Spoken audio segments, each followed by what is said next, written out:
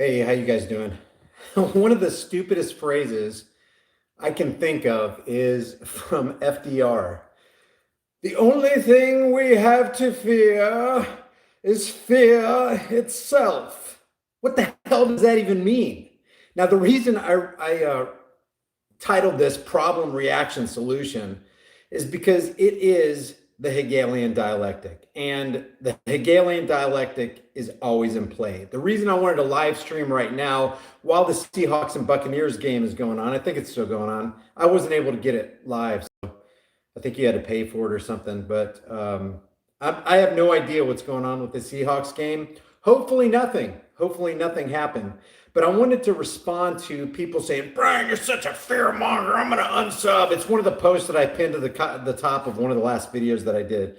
Guys, my channel is not about fear mongering. I'm always telling people the last thing you want to do is fear. Not all fear is wrong, by the way. It's how you respond to the fear. You know, fear will get you out of certain situations you don't need to be in. Fear is what's going to make you not touch that hot plate, or that it's gonna keep that kid from putting his finger in that light socket or running out in the street. There is an appropriate level of fear, but fear has to be managed. And most people do not manage fear. And social engineers and psychopaths who want to control the world know this. So when we're talking about the Hegelian dialectic and we're talking about fear, it's not the proper rational approach to fear. It's okay to have fear and even be fearful. But the question is, are you going to have a rational, logical approach to that fear, an appropriate response? For example, let's say something happened in CenturyLink Field and people started to stampede and just go crazy. One of the last things you want to do is what everybody else is doing. They're going to go crazy. They're going to trample one another. They're going to reduce their ability to make it out alive because of the reaction of their fear, because of how they're approaching their fear. They're like, oh my God, yeah, you could die. The worst case scenario is you could die. But let's face it, let's just think about this rationally for a second. We're all gonna die. Man, woman, child, animal, we're all gonna die one day. In different situations. You might die in a plane crash. Another person might die in their bed. Another person might be murdered in Chicago because of the pitiful gun laws. There are a plethora. You could die from a shark attack. There's so many ways you can die. You can die when you're taking a risk. You can die when you're trying to be safe. So if all your fear is wrapped up in is, oh my God, I'm going to die, just stop for a second and go, look, I'm going to die anyway. Do I want to die with honor? And it's like, people are like, well, what good is it to die with honor when you could save yourself? Well, in trying to save yourself, if you're doing like in that stadium scenario wherever everybody's stampeding, if by trying to save yourself, you're going to do what everybody else is doing, you've actually increased your risk of dying. Whereas if you just stay in your seat, kind of lean back, let everybody else do their thing, let them stampede themselves, because you have a higher risk of dying in a stampede than you do of a bomb coming and getting you, or you getting hit with shrapnel or whatever. Now, all bets are off if it's nuclear. You're going to die anyway. The question is, how do you want to die? You want to die quivering and sniveling, or do you want to die going, you know what? I'm going to live the best I can live. If I make it out of this, I'm going to continue on. But you have to keep your wits, and you have to keep your rationality. This channel is not about fear mongering. It's not about capitalizing on somebody's fear or getting somebody to click because, oh my God, this is going to happen. Never have I approached this 11-3, 3-11, November 3rd, CenturyLink Field, Seattle Seahawks versus Tampa Bay Buccaneers, 3-2-2, Skull and Bones Society thing with, guys, this is going to happen. This is definitely going to happen. You don't understand. We have to make preparations. It's never about that. It's about, okay, here's the data we got. This is pretty interesting. It's never about, now let's respond. Let's react to this. Oh my God, the Space Needle is going to explode. It's going to go nuclear. Look, let's be real about this for a second, okay? There are social engineers out there. There are people who literally want to rule you. They want to own you. They want to master you. We've seen this. That's what all political parasites are. They want to get in a position of power so they can bleed you of your wealth, increase their power, put more money in their pockets, and just control you. There are literally people out there, you might not be like this, but let's not stick our heads in the sand. There are people out there who literally want to control you. And they will do anything they can to control you because they're thirsty for power. So back around to this Hegelian dialectic problem. They, meaning usually governments, create a problem and then they wait for the fear-based reaction. Because guys, if you're reacting based on fear, they've got you right where they want you. If you're reacting out of fear, then you're irrational and you've given up all your ability to control yourself. As a matter of fact, you're not controlling yourself. You're abdicating that control to someone else. And there are people who want to get behind the driver's seat of your car. They want to push the buttons in your mind and control you. And that is not hyperbole. That's just facts. You can look at history. And if you don't want to learn from history, then guess what? You're just doomed to repeat it.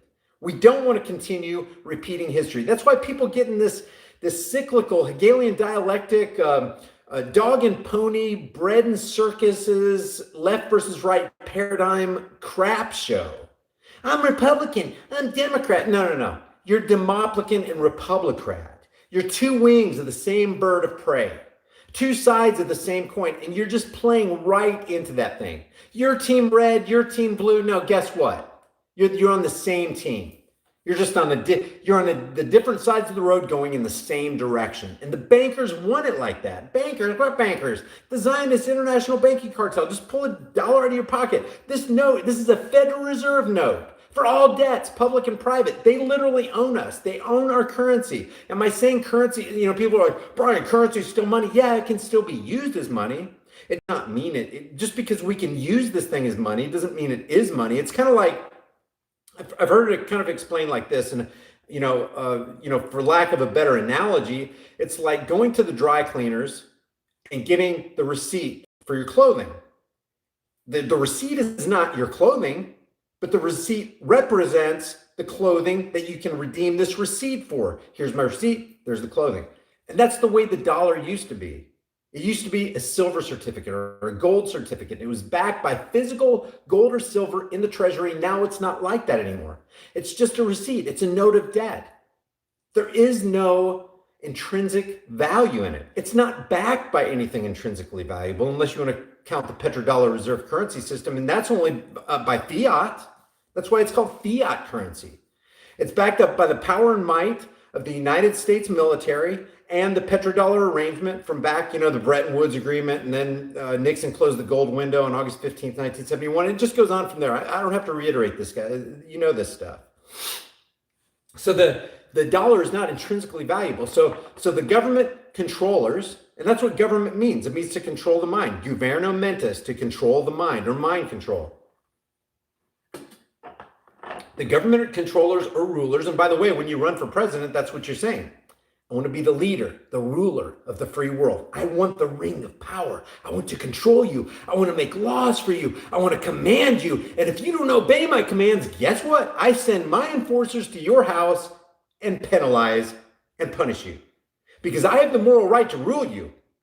And therefore I assume upon you the moral obligation to submit to my rule, or you will be punished because you're committing a sin against my church called the state.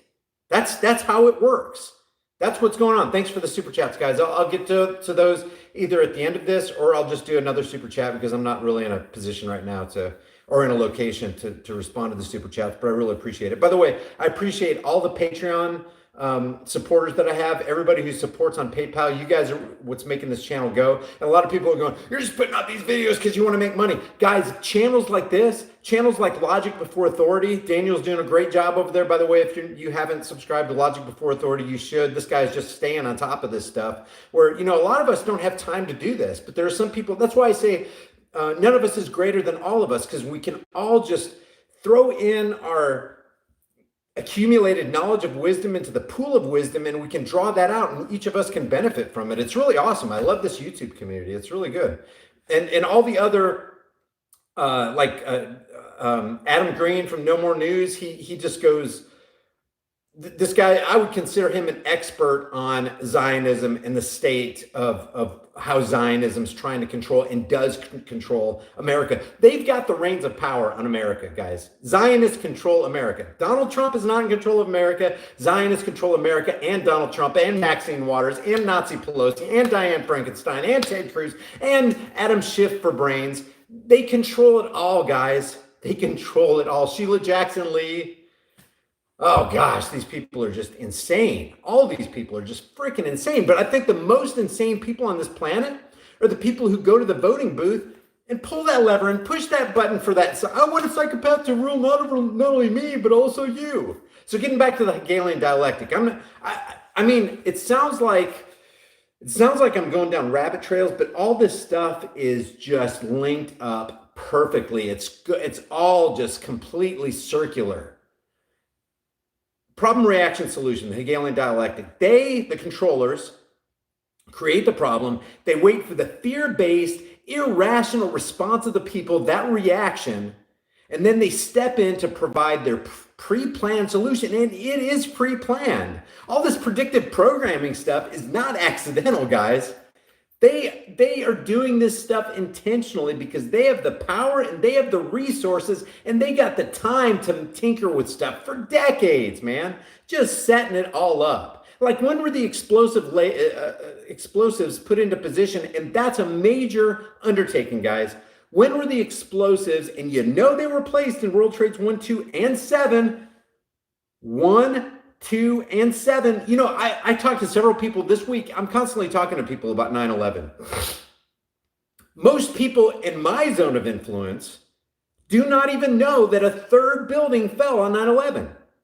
Building 1, towers 1 and 2 collapsed, all neatly into their own footprint at virtual free fall speed. Even NIST says that. And building 7 fell at 5:21 p.m. that same day. Building 7, the Solomon Brothers building, 47-story steel frame office structure just collapsed. Global symmetric collapse. NIST says free fall speed for 2.5 seconds, fell down neatly in its own footprint. How can 47 columns, or was it, I can't remember exactly how many columns, 54, 47. How can every column be cut at the same time and just collapse like that? No teetering, no wobbling. It just comes straight down perfectly, neatly. Most people that I talk to in my zone of influence aren't even aware that a third building fell that day at 5:21 p.m. And at 5 p.m., New York time, the BBC, Jane Stanley gets up there while World Trade 7 is still standing in the background, and it will stand for the next 20 minutes, saying, the Solomon Brothers didn't even tell me. I mean, you have got to stick your head so far up your ass not to see that there's something about that. And I put that clip in the last building where that chief spokesman for FEMA says that they were literally in New York, in Manhattan, near ground zero on the night of the 10th. Why? Why would you ever come there? Why would you go there on the night of the 10th when the building, the plane's not going to crash into the building, until about 9 a.m. the next morning? What knowledge did you have beforehand? What foreknowledge did you have, sir? And nobody in mainstream media asked that question. Now, what brought you there on the night of the 10th when the incident's not going to happen until the morning of the 11th? Strange. But no, you're a conspiracy. Oh, you're just out to... Oh, yeah. How am I out to lunch when FEMA is the one that arrived on the scene 12 hours before everything happened? I'm the one out to lunch. Why am I the one out to lunch when all I have to do is look with my eyes? I don't have to be an engineer to realize that building 1 fell like this, building 2 fell like this, and building 7 fell like that. And I'm the conspiracy theorist. The conspiracy theorist is the one who says it didn't fall by controlled demolition. That's the theorist. You don't have to theorize anything to see that those things fell down neatly, just like that. Oh, looks like a controlled demolition. If it looks like a controlled demolition, if it quacks like a controlled demolition, if it walks like a controlled demolition, golly gee, jeepers, Wally, it must be a controlled demolition. But I'm the one that's crazy. Woo-hoo, cuckoo for Cocoa Puffs, cuckoo for Cocoa Puffs. I'm the one that's crazy. God. So what Daniel Webster says is necessity is the plea for every infringement of human freedoms. It's the argument, I'm sorry, that's William Pitt the Younger. Necessity is the plea for every infringement of human freedoms. We've got to go to war. We got to take care of them. We got to take out Al Qaeda. We got to take out ISIS. We got to protect Americans. You want to be safe, don't you? Oh, if you want to be safe, then you need to fund us, and we need to create something called the Patriot Act. Nothing was more unpatriotic than the Patriot Act, guys. Patriotic, if you want to call it patriotic. The Patriot Act brought us the Department of Homeland Security. Oh, how much is that going to cost? Oh, only $47.5 billion a year? Oh yeah, TSA, so they can molest you and radiate you at the airports ever since 2001? How much is that going to cost? Oh, only $9 billion? Okay, I think I'll pay for that. Well, at least we're secure. And then red team tests, federal red team tests, go through TSA, their own government. I don't even know why they put this stuff out and make it public for everybody. But even CNN and MSLSD and Faux News reported on this. Federal red team tests go through TSA, and 95% of the time, TSA fails, and the red team is able to bring firearms and workable bombs onto departing flights. But as long as Americans feel safe, that's why I got that shirt in the store called TSA, or the Department of Homeland Security, Security Theater, because that's all it is, guys. It's to make you feel safe. Let me ask you a question. What's more dangerous? Knowing that you're not safe or feeling like you are, but you're really not? Because if 95% of guns and bombs make their way onto your departing flights, you're not safe. And you don't know it. You think you are. It's all just, it is literally a show. Government is literally a show, a money-sucking, extorting show, an immoral show. And everybody's pushing the button and pulling the lever so that they can be entertained. I don't know. That's why when I haven't been to the airport in a long time. I'm like, man, if it's within my power, I'm just going to drive. I like when I drove up for that March Against Our Rights, which they called March for Our Lives. It's really March Against Our Lives. I drove from Oklahoma to the center of Oklahoma to Washington, D.C. It took me like 19 hours because, man, I don't want to be radiated or molested. I don't want to be molested by the men blue, the blue man group. But when I do go through there, I'd rather be molested than radiated. I don't want to go through their microwave machine. It's like, okay, feel me up. Whoa, that's a little personal there. A little personal. But I'd rather walk away from being molested than live with a life of radiation and cancer in me. Because that's probably what they're doing. I can't prove it, but geez, it sure looks weird to me that tens of millions of Americans every year are going through those machines and the government says they're safe. Oh yeah, well, we can believe government, right? Yeah.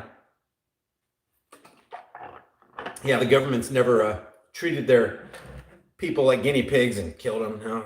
I believe them. I just go through there, it's a matter of convenience. Man, I show up like 2 hours early so I can just get the molestation over. Glad you enjoy it. I hate it. Here's my Fourth Amendment right. Should I just sign it over to you? We're supposed to be secure in our persons, houses, papers, and effects, and at every freaking sporting event, the land of the free and the home of the brave. Nothing could be further from the truth. Land of the free, home of the brave, and you're getting radiated and molested by the blue man, the $9 billion a year blue man group who lets 95% of guns and bombs make their way onto your departing flights, and you're a part of the land of the free and the home of the brave? No. What delusion are you living in? What fantasy level or fantasy planet are you living on? I don't want to live there because it's not true. And it's everything that the TSA is for, the Department of Homeland Security is for, the president's for, the vice president for, all of Congress is for, is completely antithetical to freedom. So it's not the land of the free, home of the brave, it's land of the fee and home of the slave. And that's exactly what we are, is land of the fee and home of the slave. Until we wake up and get the smelling salts of reality under our noses and open our little bitty the eyeballs, are a little trusting the government. Oh, the government would never harm me. I believe everything the government. Trump 2020, go Hillary Clinton, Barack Obama, hope and change. Oh, this is great. It was like we're little bitty kids in kindergarten. Hey, yay, drag queens. Oh, I don't know any better. Drag queen story hour sounds good to me. What the frick? Shut the front door. I feel like I'm going crazy now. And then people like the young Turks come around. I'm just venting, guys. I hope you don't mind. Is it okay that I've been? I mean, let me know if you want me to stop venting. I'll just end it right now. I mean, give me a thumbs up. If you want me to keep going, thumbs down. I'll just stop if I get 20 thumbs down or whatever. Then you get Cenk Uygur. I don't want to say anything about him. And Anna Kasparian go up there and going, how great AOC, this is so good. And then they get the left versus right paradigm pony show going up there when you got Anna Kasparian and Tommy Lahren going at it. They're on the same team. They're on the same pro-government team. Yeah, a thumbs up and down. It's like, I'm not confused at all. I just, oh my gosh, man. Nobody can see the obvious. I literally feel like, don't you feel like you're insane sometimes?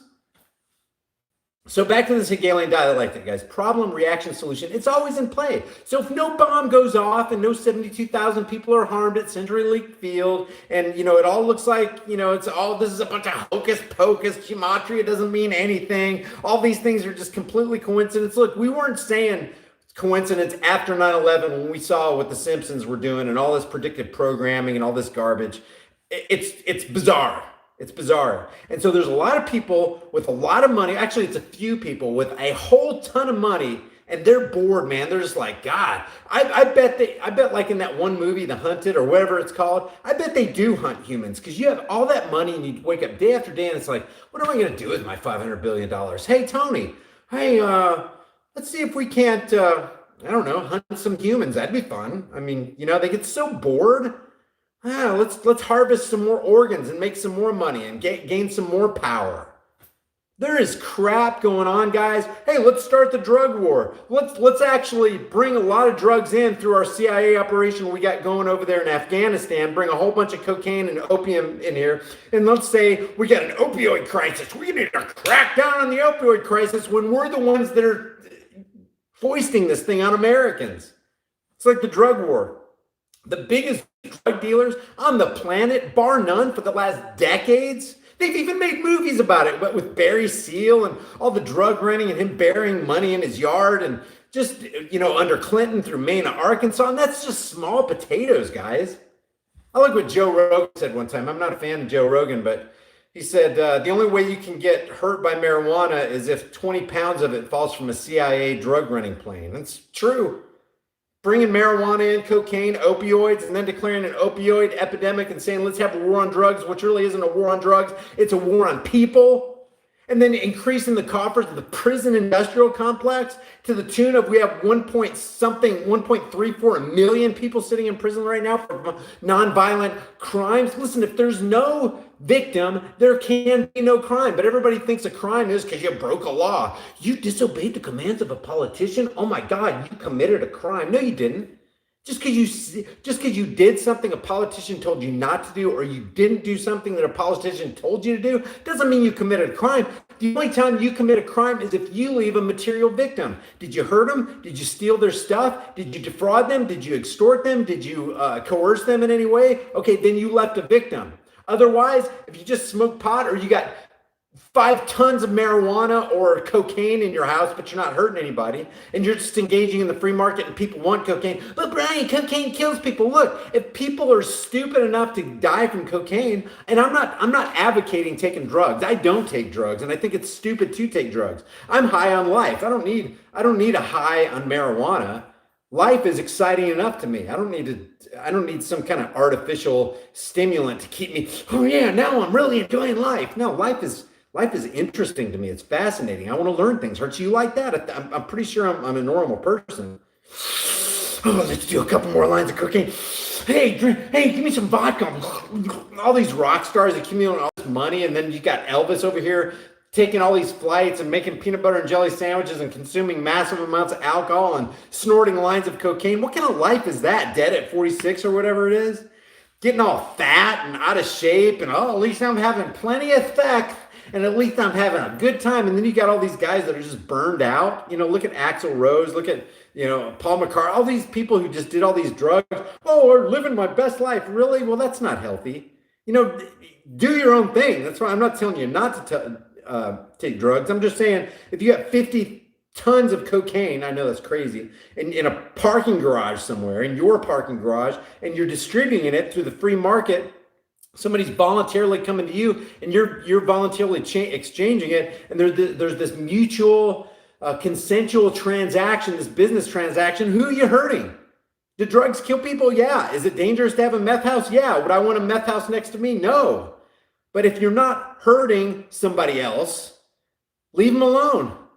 Leave them the frick alone. Matter of fact, it's better to have dangerous freedom than peaceful slavery. What's the alternative? No, I'd rather have a roving band of enforcers who have a monopoly on, they've cornered the market on force and violence. They can have force and violence. They get a monopoly on force and violence. Look, if humanity's problem is that there are bad people in this world, then the last thing you want to do is give bad people a monopoly on force and violence. Don't you think? It seems like a really crazy idea to give somebody a monopoly on force and violence. Hey, Sylvester, people are really bad. Oh, yeah, what do you think the answer is, Barney? Well, Sylvester, I think the answer is that we need to just give certain people a monopoly on force violence. We need to have them make laws, and if we don't obey laws, then we need to be punished. Oh, that's a real bright idea. Real bright idea. My mouth's getting dry. Thanks for hanging with me. Anybody know what happened with the Seahawks game? Who won? Any explosions? Guys, my bottom line is we're all going to die. Yeah, it is a rich man's world. Pagonia says. I think Pagonia said that. Is the Seahawks Buccaneers game still going? Yeah, they can just get drunk on power. I think I saw somebody say something about. Anybody know anything about the Seahawks Buccaneers game? 2 sirens went off? Seriously? No way. Oh, 8 minutes, fourth quarter. Yeah, so the reason I put out these videos is not to fearmonger, it's to distribute information. And there are a lot of hardworking YouTubers out there, and people are like, oh, you're just doing that for money. You're just doing that for views. Yeah, whatever. Okay, just go ahead and believe what you want to believe. You can believe what you want to believe. Don't live like a refugee. Anyway, necessity is the plea for every infringement of human freedoms. It is the argument of tyrants. It is the creed of slaves. Look, guys, if you want to be safe, then you got to have the TSA. You got to have the Department of Homeland Security. You got to have us build your wall. You got to have us create legislation so you can keep us more safe. You got to have us bombing foreign nations and killing a whole bunch of kids so that we can spread democracy and make this world a better place. You got to have that. That's the necessity. Necessity is the plea for every infringement of human freedoms. It's the argument of tyrants, and it's the creed of slaves. The slaves feel all secure staying with the majority and pulling the lever and pushing the button for their political parasites. But don't do what the majority does. Because if you go with the majority, then history is against you. Because the majority is usually, they're the ones that are insane. Look at all this crap we're having to deal with these days. Men wanting to call us women or charge us $250,000 in the state of New York if you misgender somebody. What the hell? Oh, I'm sorry, ma'am. I mean, sir, holy crap. And you could see it. I don't think it was a state. It could have been a total act for ratings. I don't know.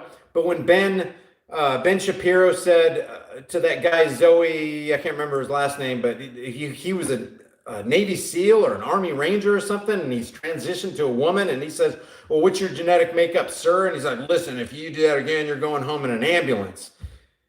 Well, guess what? Ambulances don't take you home. They take you to the hospital.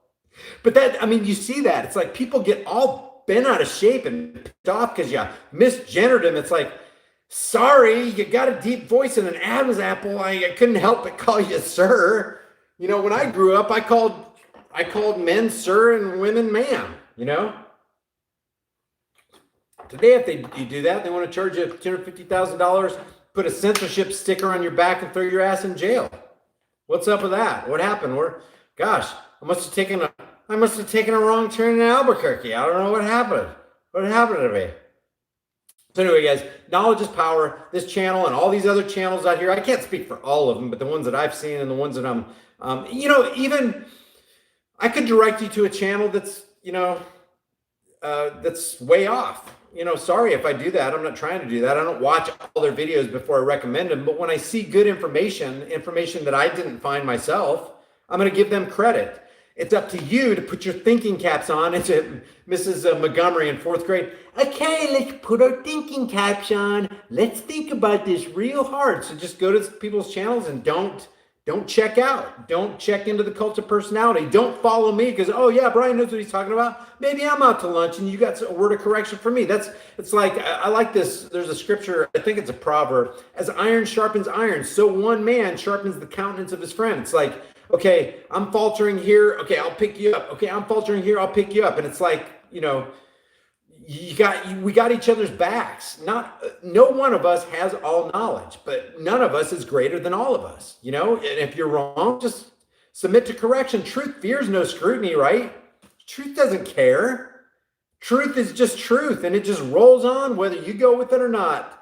Yeah, sir, you can get that sex change and chop your gonadicals off, but you're still not a woman. You still got the same chromosomes of a man. Ma'am, you can get that ding-dong sewn on you and a fake set of balls, but guess what? You're still a ma'am. It's ma'am. No, it's not. It's sir. It's ma'am. No, it's not. It's sir. Sorry. You're fine. You can believe whatever you want to believe. It's free world as long as you're not harming anybody and you're just mutilating yourself. Just go ahead and do what you're doing, sir. Bye. Anyway, I wanted to sign on here because I hadn't talked to you guys in a long time and haven't live streamed for, I don't know, what has it been, 3 weeks to a month? And I wanted to clear this thing up with the predictive programming. It's not 100% all the time, but man, there's some strange stuff going on. And there are some heavy duty power players, and they do want to bring about Agenda 2030, and they are very patient. They'll wait freaking decades, guys. Who knows how long those explosives stayed in World Trade 1, 2, and 7? Who knows? A lot of crazy stuff going on. Just keep your eyes open. Let's watch each other's backs. If I'm wrong about something, hit me up in the comments. And don't be offended if I don't see your comments. There's a lot of comments that go through here, and I miss a lot of them. So I apologize. So if you want to get my attention, even if you email me, guys, I just get pounded. I just don't have time every day to look through my emails. I really appreciate you guys doing that. Taking the time to send me your emails. By the way, if you haven't, take a second right now, because I don't know how long I'm going to be. I know I've been saying this for months and months, but I do not know if I'm going to be on this platform, YouTube platform, for very long. I've already got a strike 3 days ago on my main channel for uploading that video that they took down. What was it about? It depicted 2 kids fighting, and I was just trying to show you something in that. If you want to check that out, I made that a BitChute exclusive. So that brings me to what I was about to say. Take a second right now, if you haven't, to, number one, hit that like button and share this video with everybody you know, and subscribe to my BitChute channel, because if I lose these 2 channels, the High Impact Flicks and the High Impact Vlogs channel, I will be uploading exclusively to BitChute. That will be my MP4 upload outlet. And if if something goes down with that, make sure that we have this safety net of just kind of staying together and staying connected through my website, highimpactflix.com. On the right-hand side where there's the red subscribe button, just subscribe to me. It's free. Everything I put out there on my newsletter is free. As a matter of fact, is it tonight? I think tonight. What is it? Oh, no, yeah, tomorrow. Tomorrow at 12 p.m. Central Standard Time, I'm going to be I'm going to be distributing that Clinton body count poster that somebody did. It's a high res Clinton body count thing. It's amazing. It's off the charts. I can't even believe people look at Hillary Clinton and give her any kind of sane attention and don't treat her as the psychopathic clown that she actually is. So I'll be sending that out to anybody who's on my email list. Tomorrow at 12 p.m. Central Standard Time is when that's scheduled to go out. So I really appreciate you guys staying with me. Like I said, This is a fairly big channel, but it's so funny. I don't have a lot of Patreon supporters. If you look at some people who've got 15 or 20,000 subscribers on their YouTube channel, they got way more Patreon supporters. I'm not crying about that. I'm just saying, I continue going not because I'm making bank off YouTube. You can see I'm shadow banned. They extremely, even though my views are up, I do not get premium long play ads. A lot of the ads that are on there are taken by other people because even though you see an ad appear, other people like third parties get the money because I include third party content. So channels like this, Logic Before Authority, gosh, I'm just drawing a blank on some of these good channels out there, and please forgive me, guys. No More Adam Green from No More News, not making tons of money like the Young Turks are on YouTube. So we rely on Patreon, and it does take a lot of time to upload videos. I'm not crying about that either, guys. I've done this for a long time, and I will continue to do it until the wheels fall off of this. And even if I lose this platform, I'm still going to do it on BitChute. I appreciate all you guys on Patreon, all you guys that contribute and support me through PayPal and Subscribestar, man. You have no idea. It really, really helps out a lot. I want to wrap this up by just saying the Hegelian dialectic is real. Problem, reaction, solution. There are people always out there who want to control you. That's literally what government means, to control the mind. And the only way your mind can be controlled by somebody outside of you is you let them do it, either willingly or unwillingly, because they somehow deceived you. And that's what all this predictive programming is. See, I don't understand. Like, there's a lot of people in my, well, not really in my zone of influence, but that I read about and sometimes communicate with that are all into TV shows and movies and like somebody was talking to me about The Walking Dead the other day. And I was saying, I've never seen one episode of The Walking Dead. Or what's that other one? Crown of Thorns or Ring of Thorns? What's that other one? Something with thorns in it. Anyway, it's popular TV programming. I'm just not clued into it. The only time I'll watch like a snippet of it is if somebody brings it to my attention and goes, "Hey, look is this possible predictive programming?" But if you look at what here's my point in this. If you look at what the masses are watching, and like it's super popular, and a lot of people are going for it, there's a good like a really high possibility you probably shouldn't be involved in that. Because a whole lot of people are getting brainwashed and they have no idea that they're getting brainwashed. See, that's the thing about deception. The deceived do not know they're being deceived. That's why it's called deception. You think you're on the right path, but you're really not. Otherwise, it wouldn't be deceptive. Nobody would be deceived. Deception would have, the word deception would have no meaning. So there's a lot of people just getting out there. They're being deceived by the perverts of Hollywood. Why would you turn your mind off? And when I do, I'm not saying I don't watch movies, because me and my girlfriend will sit down and watch movies, but it's like I don't sit down and watch them for enjoyment. I just sit down and watch them for examination. Or, sometimes you want to veg out and just step away and not be so, all work and no play makes Jack a dull boy or whatever. Sometimes you do get kind of burned out and you just want to kind of veg. And me and Trish will watch a movie and it's like, did you just see let's back that up. Whoa, why'd they say that? That's not even fitting. They're horrible actors, and we're sitting here scrutinizing it like Sissel and Ebert or something. It's not even enjoyable. But, people who are thinking, people who thirst for knowledge, they don't turn their minds off and just want Hollywood to entertain them. Because I think, I haven't looked up the definition of entertainment in a long time, but I heard this speech one time where the guy defined it as entertainment. It's like something you're allowing something to enter your mind. You're like letting them have the controls of your mind or whatever. I could be totally off on that, but it seems right. There's a lot of people who just sit there in movies and eat their popcorn and go, "Oh my God, this is the greatest thing since sliced bread." Oh my God, never knowing that the people in Hollywood, you're actually looking inside somebody's mind who wrote that script and who produced that and who directed that. And you're looking into their world, and there's a reason for all this stuff, and it all connects, and it's all just crazy. So anyway, I want to anybody who's done a super chat, I'll give you a shout out in next live stream. I'm not really in a position right now to grab my laptop and go through all this stuff, and you probably don't want to see me swiping down, scrolling through this, but I want to keep this super short. Please share these videos. I really appreciate you guys doing that.